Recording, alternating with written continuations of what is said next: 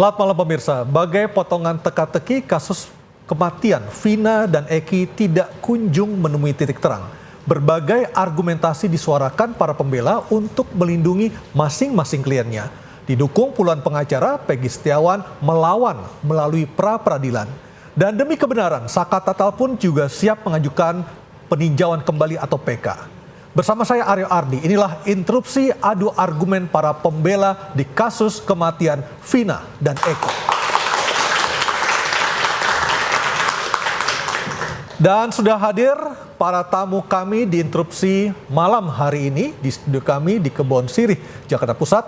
Saya perkenalkan terlebih dahulu di sebelah kanan saya ada Bang Rasman Arif Nasution, praktisi hukum. Selamat malam. Selamat malam. Assalamualaikum warahmatullahi wabarakatuh. Waalaikumsalam warahmatullahi wabarakatuh. Dan di samping Bang Rasman ada Pak Nikolai Aprilindo, pengacara dari keluarga 5 terpidana dan saksi kasus Vina.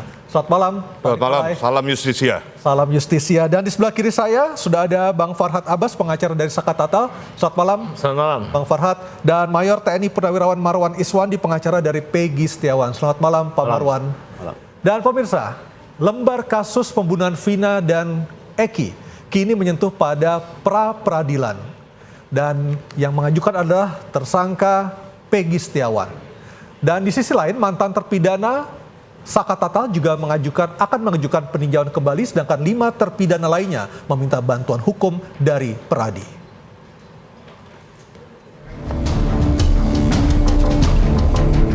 Proses hukum kasus pembunuhan Vina Arsita Dewi dan Muhammad Rizky alias Eki masih bergulir dan belum menyentuh titik terang. Peggy melalui tim pengacara telah mengajukan pra-peradilan di tengah masa penahanan Peggy yang diperpanjang menjadi 40 hari.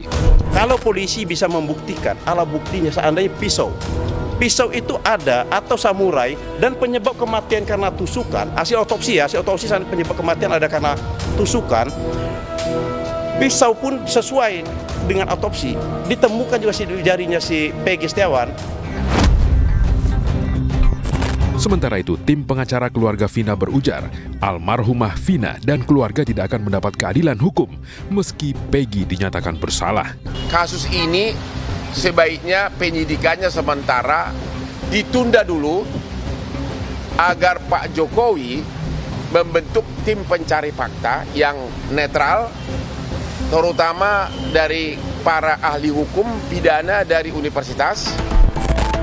Cerita baru datang dari mantan terpidana pembunuhan Vina, Saka Tatal.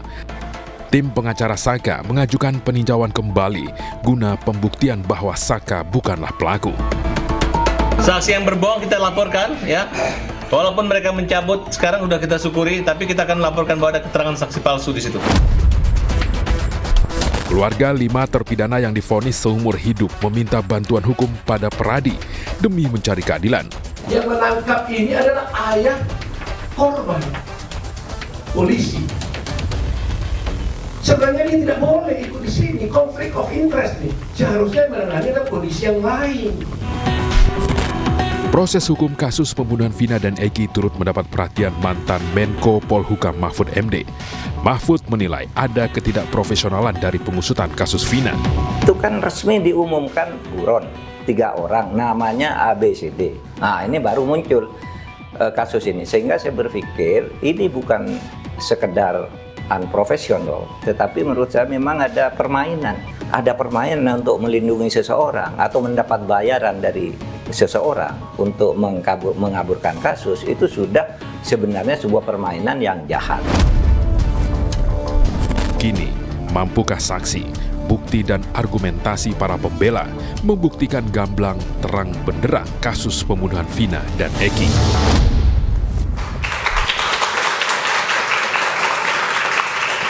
Pak Nikolai menyambung tadi dari tayangan yang baru saja kita saksikan. Apa yang membuat Bapak bersama anggota Peradi merasa yakin untuk membela 5 orang terpidana yang keluarganya datang meminta bantuan hukum? Ya, terima kasih. Jadi saya sampaikan dari awal dulu, ketika itu Pak Deddy Mulyadi, Kang Deddy Mulyadi membawa ibu dan kakak keluarga dari 5 terpidana. Kemudian 4 saksi, yaitu Okta, Teguh, Syafudin, dan Pramudia. Ya. Dibawa ke kami, kemudian mereka bercerita tentang kasus ini dari A sampai Z, dari awal sampai terjadilah penahanan itu dan terjadilah vonis. Dan mereka juga memberikan data-data pada kami, kemudian kami pelajari data-data itu dari putusan pengadilan maupun dakwaan, kami pelajari semua. Data apa yang membuat Bapak yakin bahwasanya ketiga atau kelima orang tersebut tidak bersalah atau tidak terlibat dalam kematian Vina dan Eki, Pak Nikolai? Pertama dari putusan pengadilan dan dakwaan jaksa. Kemudian dari visum et repertum yang kami pelajari. Artinya Bapak melihat adanya ketidaksesuaian antara visum dan kedakwaan yang dilontarkan atau diputuskan oleh hakim ketika 2016 itu? Ya, betul. Jadi ada kejanggalan dan tidak... Spesifiknya apa Pak kejanggalan yang Bapak temukan ketika itu? Kejanggalan mengenai pelaku. Karena menurut 4 orang saksi yang bersaksi di depan kami di Pradi Tower, mereka katakan bahwa pada saat kejadian itu 5 orang, termasuk yang sudah bebas, Sakatata dan sebagainya, mereka itu ada di satu tempat. Pertama mereka berkumpul di warung Bu Ning. Kemudian karena sudah malam hari, Bu Ning merasa terganggu, mereka disuruh berpindah, pergi, dan mereka pindah ke rumah Pak RT? Bukan, ke tempat Hadi dulu. Dari tempat Hadi, kemudian mereka pergi ke rumah Pak RT. Apakah mereka... Dari situ, sebentar, di situ ada juga anak Pak RT namanya Kavi. Yang membukakan pintu rumah itu adalah Kavi. Nah, disitulah mereka berkumpul bersama dan mereka tidur sampai pagi. Itu cerita mereka ya. Kemudian Pak RT tahu bahwa anak-anak itu berada di rumah itu. Tetapi di dalam pengakuan Pak RT dan anaknya si Kavi bahwa anak-anak itu tidak berada di rumah itu.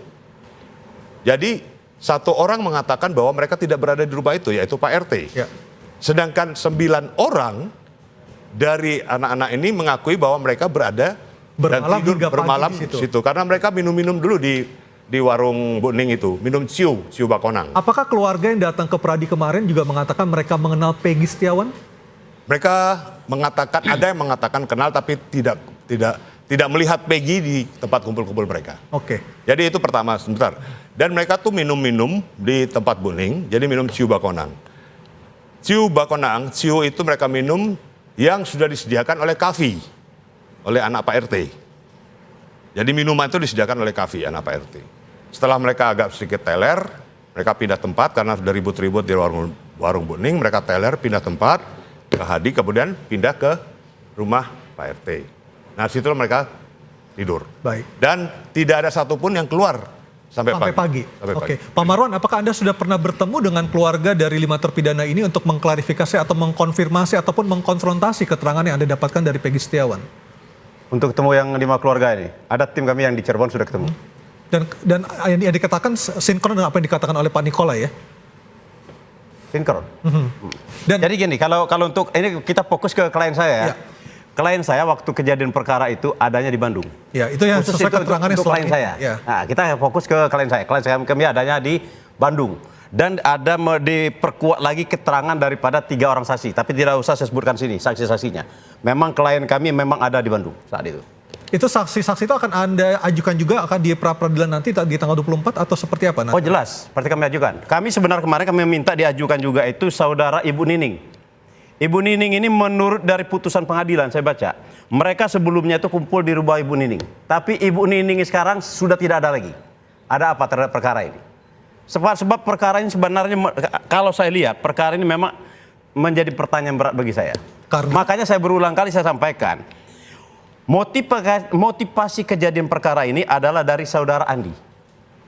Waktu mereka minuman keras di rumahnya Ibu Nining, si Andi ini berbicara, mengatakan kepada mereka ini minta bantu karena mereka ada masalah sama geng motor ektasi. Belum begitu lama, kira-kira jam berapa itu, tapi tidak begitu lama, sekitar mungkin jam 21 atau apa, si korban, si Eki bersama Pina lewat, menggunakan jaket ektasi. Model dari putusan pengadilan. Saya sudah membaca putusan pengadilan. Setebal ini putusan pengadilan.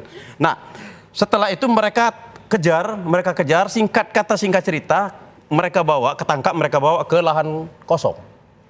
Nah ini di lahan yang kosong ini, kalau si Peggy alias Peron, bukan Peggy Setiawan ya. Kalau Peggy Setiawan dia klien kami. Kalau Peggy alias Peron itu hanya membuka baju, mencium dan meraba payudara, tidak melakukan pemerkosaan.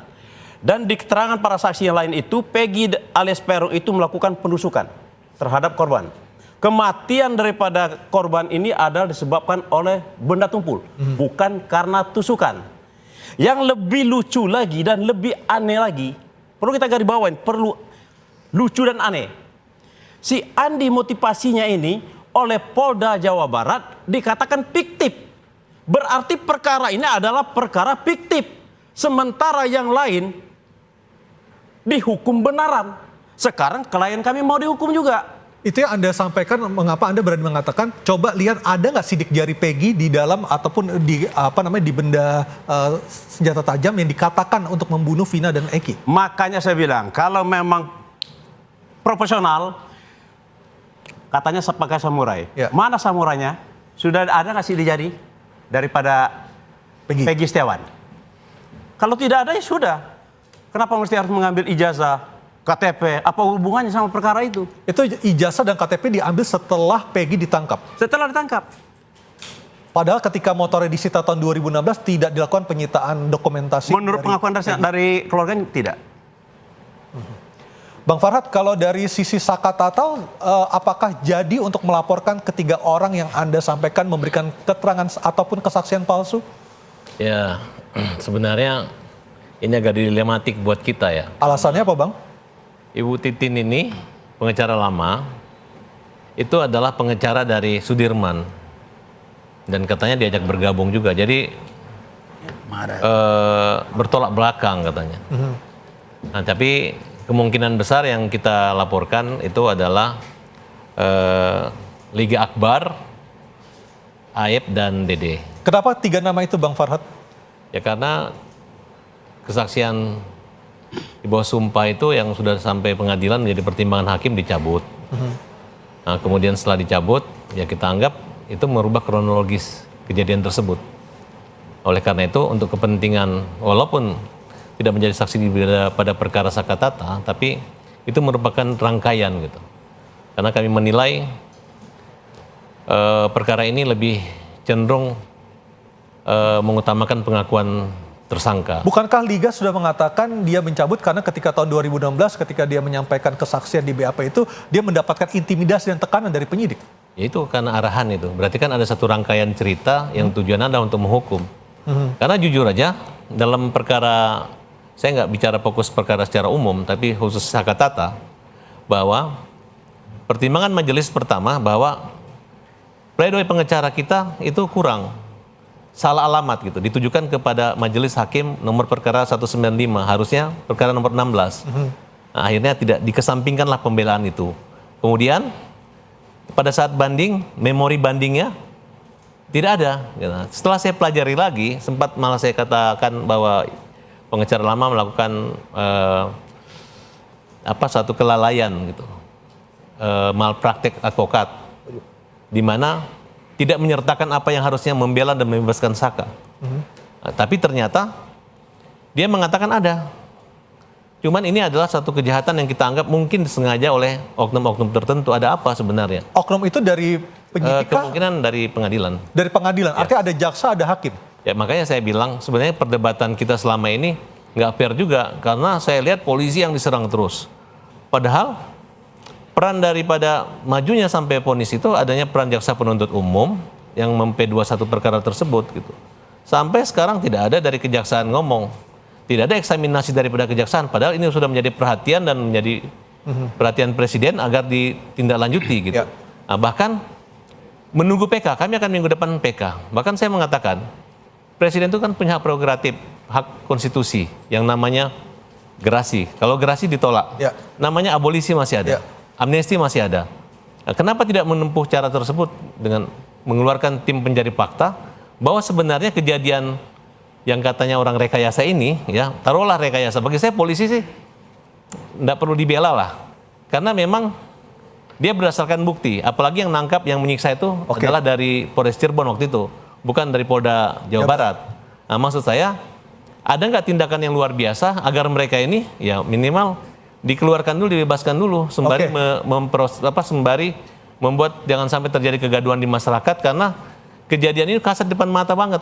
Mulai dari pembuktian yang sifat mengejar pengakuan tersangka, ya bagaimana bisa menemukan kebenaran material kalau masih menggunakan gaya lama gitu. Baik, seperti itu. Bang Rasman, artinya kalau dilihat dari 3 statement dari 3 narasumber kita ini, muaranya berawal dari penyidikan dan penyelidikan polisi yang tidak profesional, seperti itu. Baik, terima kasih hormat saya kepada Bang Nikolas, Bung Krisnamurti, Bung Marwan, dan Saudara Farhad. Saya ini di posisi sebagai praktisi hukum, betul ya? Nah sekarang saya ingin jelaskan dikit aja. Saudara Farhad ini adalah orang yang termasuk menuduh saya menggunakan ijazah palsu. Dan itu hari ini sudah SP3. Dan bahkan Samsul Taniago sekarang sedang ditahan di Polrestabes Medan. Dan juga Saudara Luis juga sudah ditahan Bang di Farhad, Polda. Sebentar. Kita fokus pada kasus Vina, Saya bukan paham. kasus ijazah palsu. Saya dibilang ijazah palsu sarjana hukum, Bapak. Oke. Saya harus clearkan. Jadi sebentar. itu sekarang sudah SP3, clear. Oke, saya kita lanjut balik ke Vina. Nggak, biar ditonton orang semua ini. Silakan Bang, kita balik ke Vina. Nah, ini track record saya nih soalnya. Silakan Bang. Jangan emosi, jangan. Baru yang kedua, tenang abangku, aku hormat Bang. Yang kedua, saya melihat statement Saudara Hotman diperkuat oleh Saudara Farhad bahwa perlu tim pencari fakta. Urgensinya apa? Presiden sudah memerintahkan. Sambo saja yang besar begitu, tidak ada TPF-nya dan tuntas. Apalagi hari ini. Hari ini saya dapat informasi. Saudara Peggy, mohon maaf ini rekan saya Marwan, itu sudah dilakukan uji. Pertama psikologi, kemudian uji lie detector, uji kebohongan. Dan diperiksa juga Facebook-nya. Tapi Anda setuju? Dari data-data, sebentar, dari data-data Facebook, saya dapat informasi itu sudah mengarah kepada dugaan kita bahwa Peggy adalah pelakunya. Itu poinnya. Ada pertanyaan? FB setahu saya, mohon dikoreksi juga Pak ya, FB itu sempat hilang, terus tiba-tiba muncul lagi. Benar seperti itu Pak Marwan? Ya, betul. Sebentar, Betul. Saudara Peggy, dalam informasi yang saya dapat, ini kita men-tracking bahwa Peggy sudah mengakui bahwa itu Facebook dia. Oke Pak Marwan silakan. Terus, abang ini terlalu menguasai permasalahan saya lihat. Pokoknya dia tuh udah tahu semuanya masalah permasalahan ini. Padahal dia hanya mendapatkan dari info, dari katanya-katanya. Bang Rasman. Bang Rasman, untuk mengetahui orang tersebut mati membunuh itu harus dilihat dari alatnya. Kalau seandainya polisi menemukan, saya bilang menemukan daripada yang tadi, matinya korban itu karena benturan benda tumpul, karena batu. Di batu itu ada sidik jarinya klien saya. Itu baru saya iya. Kalau hanya dari Facebook, dari ijazah, dari mana ceritanya? Bang Rasman nanti gini Bang. Saya ngomong dulu. Sebentar. Bang Rasman, kalau Bang Rasman ini baru katanya aja baru dapat ya. Biar Bang Rasman tahu menguasai permasalahan. Nanti selesai acara ini Bang Rasman temuin saya.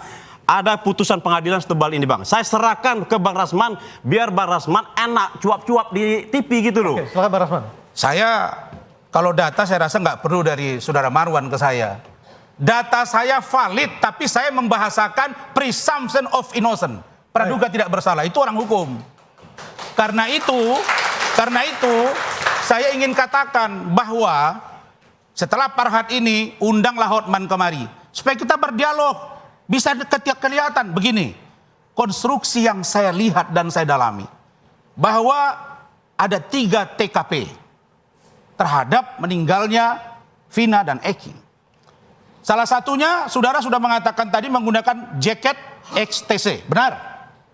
Dan disitulah terjadi pembunuhan itu, dibawa di flyover, dekat flyover awal, kemudian dibawa ke kebun kosong, disitulah dibunuh, dihabisi, dan juga dilecehkan. Seksual, kemudian dibawa ke flyover bagian ujungnya lagi. Jadi 3 tempat. 3 tempat ini, ketemulah yang ketiga itu dengan Pak Suroto. Oke, Dan Pak Suroto itu Itulah yang mengatakan bahwa dia menemukan, benar. Baik. Data yang kita punya dia yang menemukan, tapi 2 lagi dia tidak tahu. Baik, kita akan menemui dan berbincang dengan Pak Suroto usai pariwara. Pak Suroto sudah standby bersama kami malam hari ini langsung dari Cirebon. Interupsi segera kembali.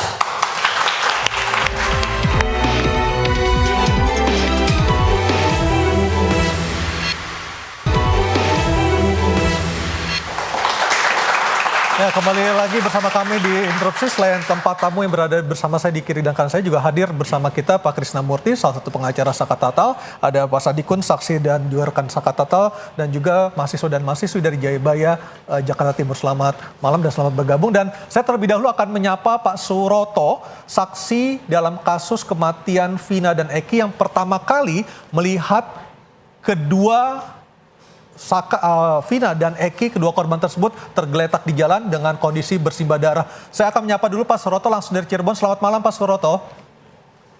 Selamat malam. Ya, Pak Suroto, bisa diceritakan kembali kepada kami apa yang pertama kali Bapak lihat pada tanggal 27 Agustus 2016 pukul 22 malam, sekitar pukul 22 malam ketika Bapak melakukan shift malam atau tugas malam sebagai perangkat desa ketika pertama kali melihat kondisi Vina dan Eki, Pak. Terima kasih. Saya cerita dari pertama. Ini ada di PAP ya, di PAP deh. Waktu itu menunjukkan pukul 20 malam. 20 malam Pak ya, bukan 22 ya, 20 malam Pak ya. 20 malam, Oke. saya berada menuju ke Polsek Talun. Ngobrol dengan anggota-anggota, dengan Pak Kapolsek. Oke. Udah biasa rutin tiap sore jam 8 saya selalu hadir di Polsek Talun itu, Pak. Baik. Nah, jam 9 saya patroli ke wilayah jembatan layang Beoper itu. Karena keadaan masih aman, tidak ada kendala apapun, saya menuju lagi ke Polsek Talun, ngobrol lagi dengan anggota-anggota yang tadi udah ada. Menunjukkan pukul 10, itu ada pengguna jalan datang memberitahu bahwa di Jalan Beoper itu telah terjadi kecelakaan. Artinya di rentang pukul 21 hingga pukul 22 itulah Eki dan Vina keduanya berada di lokasi yang Bapak temukan malam itu, Pak ya? Iya, betul. Oke, yang pertama kali Bapak lihat kondisinya seperti apa, Pak? Vina dan Eki. Saya pertama kali menolong laki, karena nggak tahu itu namanya Eki ya. Baik. Pertama yang saya tolong itu laki. Laki itu tergeletak nempel dengan pembatas jalan antara desa Kepompongan dengan desa kami, desa Kecomberan. Kondisinya masih hidup, Pak, ketika itu? Saya pegang dek gitu, udah nggak nyaut dan tidak bergerak, dan saya ponis itu udah meninggal. Oke. Dan saya mendengar rintian dari korban perempuan. Aduh, tolong, tolong. Nah, saya langsung menuju ke perempuan itu, Pak. Oke, jarak antara Eki dan Vina seberapa jauh, Pak, posisinya, Pak? Kurang lebih 2 atau 3 meter, Pak. Baik, apakah kedua dalam kondisi bersimbah darah ataupun Bapak melihat adanya bekas luka tusukan di pakaian mereka, Pak? Kalau di pakaian saya tidak begitu merhatikan, yang jelas Eki mukanya itu udah berlumuran darah. Oke, sedangkan Vina seperti apa, Pak, kondisinya? Sama, Pak. Masih menggunakan helm, Pak, keduanya, Pak? Enggak, yang menggunakan helm yang laki. Oke, apakah Bapak melihat kondisi motor di sekitar lokasi, Pak? Motor itu dari kedua korban itu kurang lebih 5 atau 6 meter jaraknya. Ada di atas. Kondisinya seperti apa, Pak, motornya? Apakah Bapak melihat bekas tabrakan atau bekas menabrak beton ataupun pembatas jalan, Pak? Tidak ada. Motor masih bagus. Motor masih bagus, Pak ya? Betul. Dan tidak ada motor lain selain motor yang Bapak lihat malam itu di sekitar Eki dan Vina, Pak? Tidak ada. Tidak ada.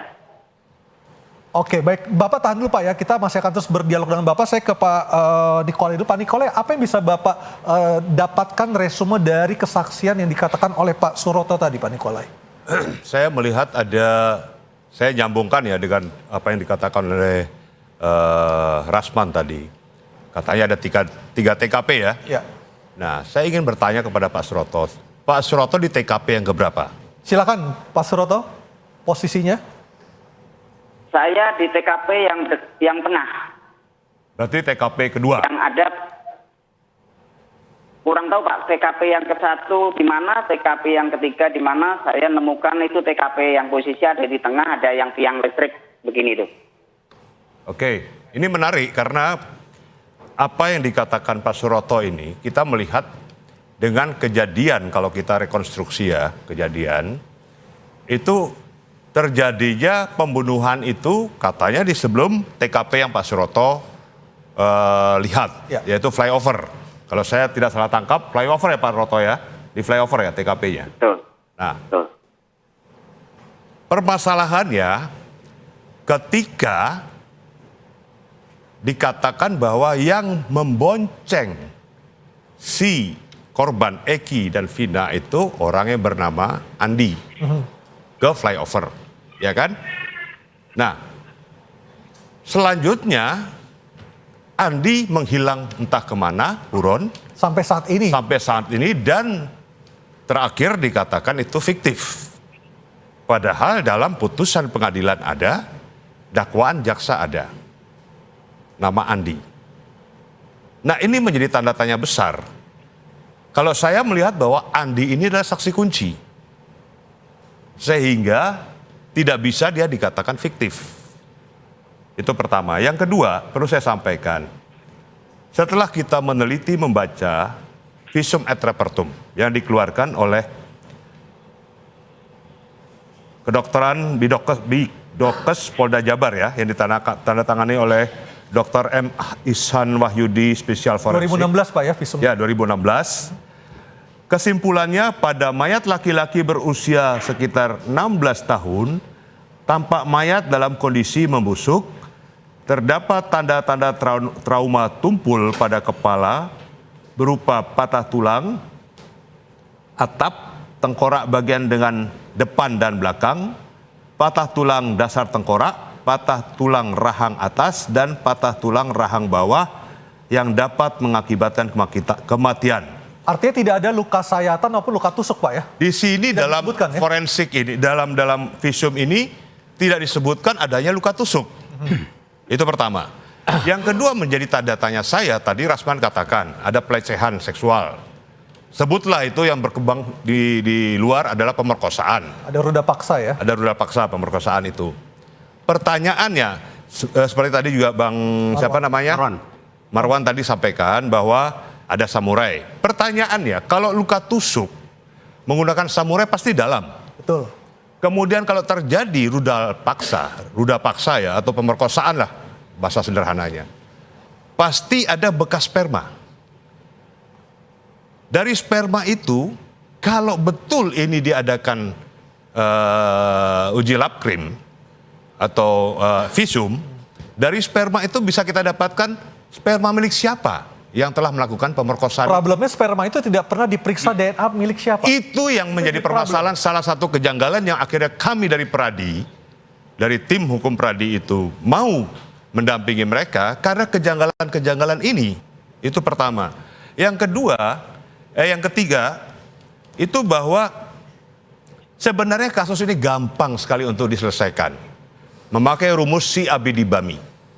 Artinya apa? Artinya, si itu siapa sesungguhnya korban atau target korban? Siapa sesungguhnya orang tua atau keluarga korban? Siapa sesungguhnya pelaku? Siapa sesungguhnya orang tua atau keluarga pelaku? Siapa sesungguhnya saksi atau keluarga saksi? Siapa sesungguhnya orang yang pertama kali melihat kejadian? Siapa sesungguhnya orang yang pertama kali menolong? Itu bisa direkonstruksi semuanya. Oke, saya balik ke Pak Suroto lagi. Pak Suroto, apakah Bapak tadi mengatakan ada pengendara atau pengguna mobil yang melaporkan pada Bapak ada 2 orang yang tergeletak di sekitar jembatan yang Bapak temukan malam hari itu? Apakah Bapak mengenali siapa orang yang pertama kali melaporkan itu, Pak? Ciri-cirinya, Pak? Masih ingat nggak, Pak? Tidak tahu, Pak. Tapi mereka menggunakan mobil, Pak, ya? Motor, bukan motor. motor. Oke. Ya. Sebentar Pak, saya bisa tambah? Silakan Bang Farhad. Pak Suroto, selamat malam. Siap. Pak Suroto, malam. waktu pertama kali Anda bertemu dengan korban, kan langsung bawa ke rumah sakit, Bapak ikut sampai rumah sakit? Nggak ngikut, tapi saya ke rumah sakit, mobil Ranger itu udah pulang, jadi saya karena baju saya basah, jadi nggak jadi masuk ke rumah sakit, Pak. Waktu itu saudara berinteraksi dengan korban khususnya Vina, itu berapa menit?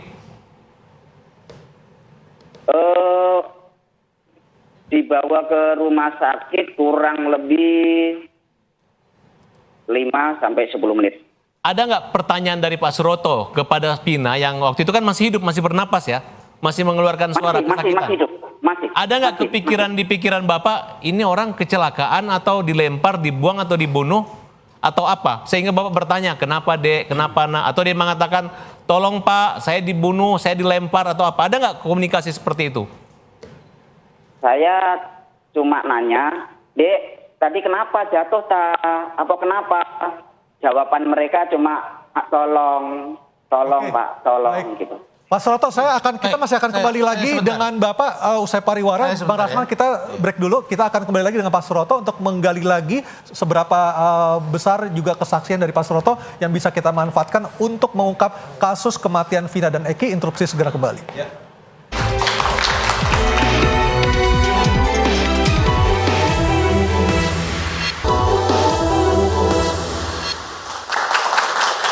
Baik, terima kasih Anda masih bersama Interupsi. Bang Marwan, silakan, ada yang mau ditanyakan pada Pak Suroto yang masih berada bersama kami langsung dari Cirebon. Baik, terima kasih. Selamat malam Pak Suroto. Selamat malam, Bang.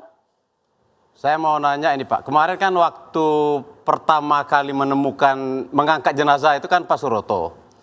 Tadi Pak Suroto mengatakan seorang laki-laki yang ternyata bernama Eki, itu posisi helmnya masih terpasang ya? Masih, Bapak. Masih. Nah, bagaimana? Apakah helm tersebut pecah-pecah atau tidak? Atau masih utuh? Waktu itu saya pertama nolong laki itu karena dia tertelungkup di trotoar pembatas antara Desa Kepompongan dengan Desa Kecomberan. Saya balikin jadi kayak orang tidur gitu, Pak. Enggak, pertanyaan saya, helm tersebut dalam posisi rusak, pecah atau bagaimana? Tidak ada yang rusak. Tidak ya? Enggak, masalahnya kan masalahnya hasil visum ini dikatakan itu terjadinya pemukulan di kepala menggunakan benda tumpul. Otomatis kalau memang itu terjadi pemukulan, otomatis helm tersebut pasti hancur. Berarti helmnya tidak hancur ya? Helm utuh ya? Tidak. Helm utuh dan motor pun juga utuh ya? Tidak ada tanda-tanda bekas tabrakan atau bekas penabrak beton pembatas jalan ya Pak Suroto ya? Yang kedua Pak Suroto, saya mau tanya, yang laki-laki itu di dadanya ada bekas tusukan nggak? Waktu itu kelihatan mengalir darah atau tidak?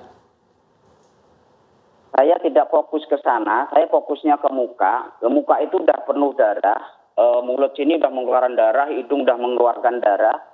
Saya buka helmnya itu darahnya banyak di dalam helm. Banyak di dalam helm ya? Baik, kita ke Bang Rasman, silakan. Saya mau dikasih ruang agak panjang nih, soalnya arahnya ke silakan Bang Rasman, silakan Bang Rasman. Begini, Pak Suroto, selamat malam. Ya, Pak Suroto, saya sudah jelaskan tadi bahwa ada 3 TKP. Dalam data yang saya lihat, Bapak itu adalah TKP terakhir. Saya ingin tahu, apakah benar Bapak pada waktu itu ketika rekonstruksi dilibatkan oleh pihak kepolisian dan Bapak menunjukkan tempat itu di mana Bapak menemukan mereka, benar itu Pak? Betul.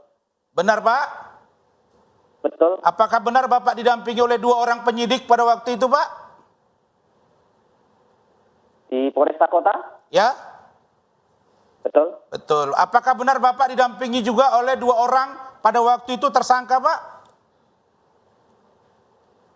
didampingi tersangka. Pelaku. Kurang lebih 3 atau 4 hari. Ya, benar. Tapi mereka ikut kan waktu rekonstruksi, Pak? Ikut. Apakah benar Bapak menemukan di situ ada balok, Pak? Interupsi sebentar, boleh Pak? Karena saya agak jauh, karena posisi itu saya cuma mengunjukkan tempat lokasi saya menemukan 2 korban dengan anggota Polsek Talun. Waktu itu ada 2 mobil dari Polresta Kota. Saya menanyakan cukup Pak. Ke Bang Farhad. Sekarang saya Bang Rasman gantian. jangan nggak berujung dong pertanyaan. Gantian. Bang Farhad silakan. Bang Farhad silakan. Terima kasih. Nanti dilanjutkan sama Pak Rasman. Sebelum saya bertanya dulu, ini boleh saya bertanya sama Saudara Rasman. Kami ini dari organisasi berlindung di Peradi. Bapak dari organisasi mana? Kenapa saya tanya begini? Siapa tahu dalam pertandingan atau perundingan ini tiba-tiba ada yang tersinggung, kita bingung mau laporkan kemana nanti. Karena setahu saya, Pak Rasman ini mohon maaf, dikoreksi kalau salah. Beliau ini bagi saya adalah mantan pengacara. Karena oleh Kongres Advokat Indonesia, beliau sudah Bang Farhad, kita fokus kepada Pak Suroto dulu. Oke, cuma saya mau tanya itu satu. Kedua nanti kalau ada SP3 yang tolong diperlihatkan sama kita. Gini. Silakan dulu Pak Suroto. Makanya gini ya, makanya update. Belum selesai. Tanya dulu. Belum saya kami Anda pergi ke KAI, benar tidak Presiden Siti Jamalia Lubis atau laporannya dicabut. Saya harus fokus pada Pak Suroto. Sebentar. Kalau saya, Oke, Pak Suroto. Kami bertanya pertanyaan ke sana. Mohon maaf, kami sangat menghargai Bapak. Langsung Pak Suroto. Bapak adalah saksi kunci kami. Bapak jangan terganggu dengan orang-orang yang bertanya. Bang Farhad langsung to the point. Oke, jangan terpengaruh seperti itu. Saya ingin mau tanya Bapak pernah memberi keterangan saksi di BAP di kepolisian atau di pengadilan? Saya dipanggil di pengadilan 2 kali. Apa yang Bapak sampaikan ke pengadilan tentang cerita peristiwa tersebut? Nolong dengan menanyakan helm waktu itu, seingat saya. Jadi helm dalam keadaan utuh di kepala. Dan Bapak yang membuka helm tersebut sehingga keluar darah? Betul. Oke. Ini boleh masalah. Sebentar, Bung Aryo. Sebentar, Bang. Saya belum berujung loh ini. Bang Rasman sebentar, kita gantian. Saya belum berujung pertanyaannya. Sebentar. Kalau begini caranya saya nggak usah ikut. Sebentar, Bang Rasman. Kita gantian. Kita gantian. 3. Sebentar, Bang Rasman. Masih panjang. Silakan. Masih panjang. Bukan menentang. Kita tidak ada menentang polisi. Abang tidak salah, Bang. Tapi jangan begini dong. Bang, sebentar. Saya dialog dipotong. Mereka dialog saya nggak dipotong. Sebentar. Silakan. Kasih ruang. Satu pertanyaan saja. Pak Suroto. Pak Suroto masih bersama kami. Ya, Pak Suroto kenal dengan orang tua korban tidak? Baik yang perempuan dengan yang laki. Oke, baik. Tidak. Tidak. Oh iya. Oke, silakan Bang Rasman. Ayo langsung. Ya. Rasman. Begini. Jadi kalau masalah saya sedikit aja ya. Silakan. Saya sekarang ada di Peradi Bersatu. Jelas ya? Oke, langsung ya, Pak Suroto. Lalu kemudian Pak Suroto, saya udah selesai tadi, dengan Pak Suroto. Saya cuma lanjutkan aja. Oh sudah, berarti aku dong. Saya mau teruskan Bang. Karena ini kan 3 nih sekarang. Katanya aku udah selesai dengan Suroto. To the point. Bahwa terkait dengan keterangan Pak Suroto, memang kan di awal sudah saya jelaskan. Di flyover pertama, dibawa ke kebun kosong, bawa lagi ke flyover. Ya memang helmnya nggak pecah-pecah, handphone juga nggak pecah. Memang nggak ada masalah di situ. Kita mengakui ada pembunuhan. Kita sepakat tentang itu. Tapi ada satu yang saya luruskan. Mohon maaf saya nih Bang. Kepada Bang Otto abang saya. Bahwa keterangan Bang Otto tadi. Itu menggambarkan seolah-olah Pak Rudiana itu terlibat. Dalam proses hukum terhadap tersangka itu. Bukan. Tidak benar. Itu tidak benar.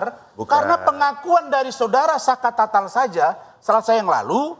Bahwa dia tidak pernah bertemu dengan yang namanya Pak Rudiana. Jadi clear bahwa Pak Rudiana itu tidak terlibat urusan ini, Bang. Salah. Jadi kau salah mengerti. Sebentar. Biar saya jelaskan. Sebentar. Jadi gini, yang kita permasalahkan seharusnya bukan Pak Rudiana yang melakukan proses hukum, penangkapan dan sebagainya. Ada Reskrim beliau kan di Sat Narkoba. Bisa memberikan kepada polisi dari satuan lain, Reskrim khususnya, untuk melakukan penyelidikan dan penyidikan. Beliau tidak usah ikut campur supaya tidak terjadi konflik of interest. Itu maksudnya. Baik, Bang. Jadi apa dikatakan Bang Oto itu supaya tidak terjadi konflik of interest. Karena kita hargai Pak Rudiana sebagai orang tua, pasti dia punya hubungan emosional karena berduka. Ya kan, anaknya meninggal, pasti berduka kan. Sehingga timbul emosional. Untuk supaya emosional itu tidak over, makanya seharusnya dia tidak perlu terlibat. Bang, oke, itu. Saya meluruskan apa yang disampaikan oleh Bang Rasman. Kelihatan sekali Bang Rasman ini nggak menguasai permasalahan. Setuju. Saya membaca di putusan pengadilan, dikatakan di sana pengeroyok itu dikejar dari flyover, ketangkapnya udah lewat jauh, baru dibawa ke lahan kosong.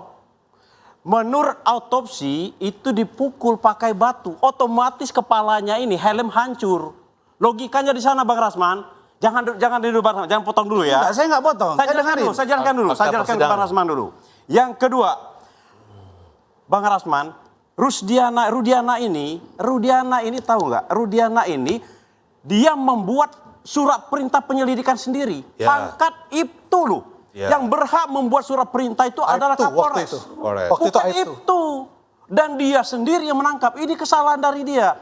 Yang lebih parah lagi, jabatan daripada Rudiana ini adalah Kanit Narkoba. Bukan kan umum. Nah ini kita sudah harus break sebentar. Kita nanti seusai parawal kita juga akan mendengarkan kesaksian dari Sadikun, rekan Saka Tatal akan memberikan kesaksiannya seperti apa Saka Tatal apakah berada di lokasi kejadian atau tidak. Kita akan segera kembali bersama Interupsi. Dan Pak Suroto, terima kasih waktunya berbincang bersama kami dari Cirebon. Selamat malam Pak. Dan Interupsi segera kembali, tetaplah bersama kami.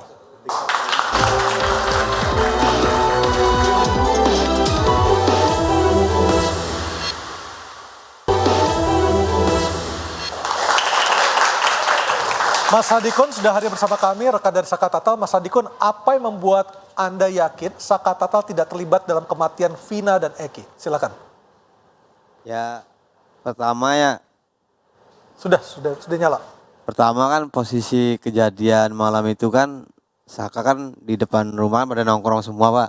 Anda bersama Saka ketika malam itu, tanggal 27 Agustus 2016? Iya. Tepatnya di mana, Mas? Di rumah saya. Oke. Depan rumah saya nih. Dari jam berapa, Mas? Dari jam 7 kan rumah saya. Nah, jam 8 kita pindah ke rumah neneknya Saka yang di depan.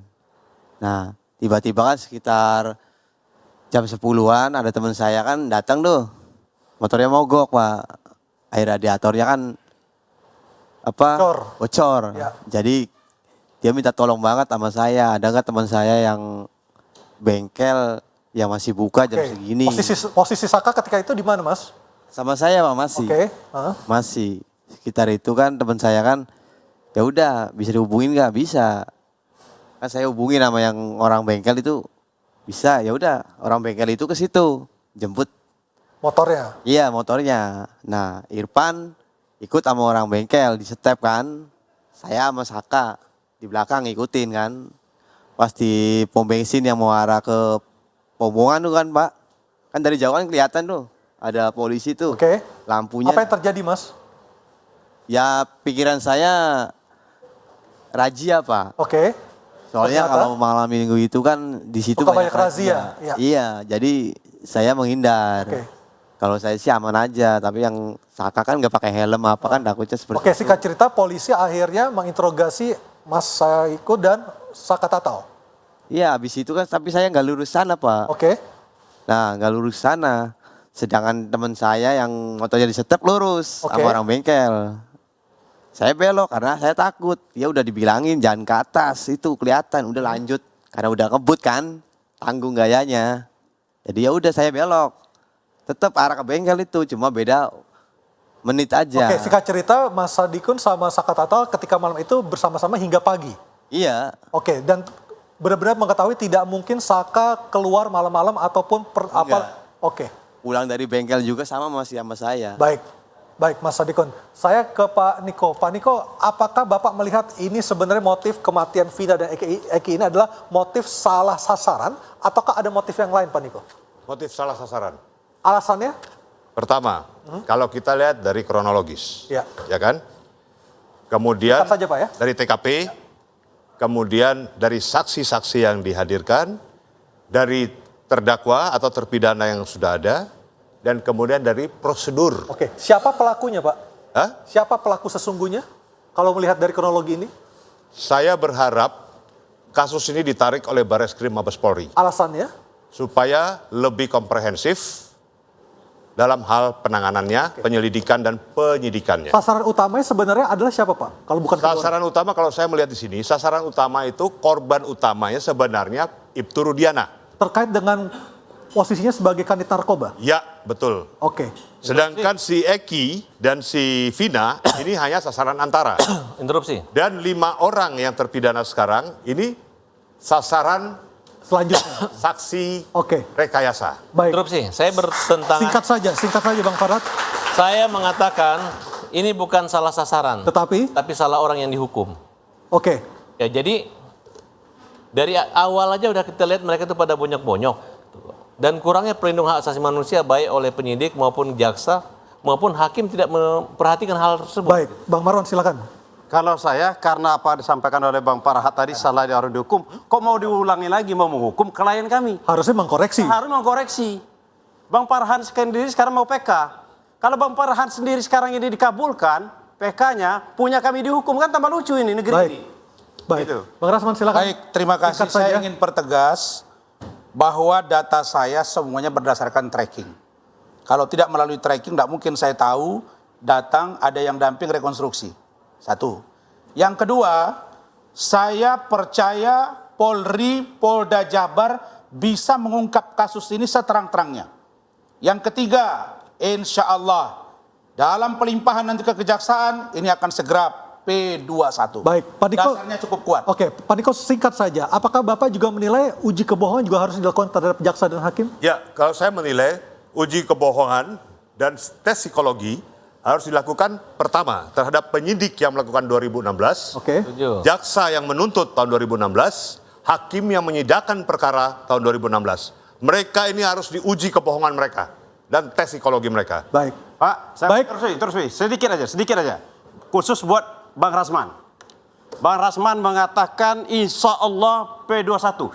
Ini Bang Rasman ini dia ini apa sih ini penyidik atau apa sih? Oke, udah kita tidak memperpanjang. Saya begini loh. Bang Marwan. Lebih tahu gitu loh. Bang Marwan, oke kita tidak dalam konklusi seperti itu. Praktisi hukum, Oke. saudaraku. Kita sudahi dulu acara malam hari ini. Kita tentunya berharap bersama-sama kita akan melihat ke depannya siapa yang bersalah, siapa yang seharusnya dihukum dalam kasus kematian Vina dan Eki. Terima kasih Anda telah bersama kami dalam Interupsi. Kita ketemu lagi Kamis pekan depan dengan topik lainnya. Selamat malam dan sampai jumpa.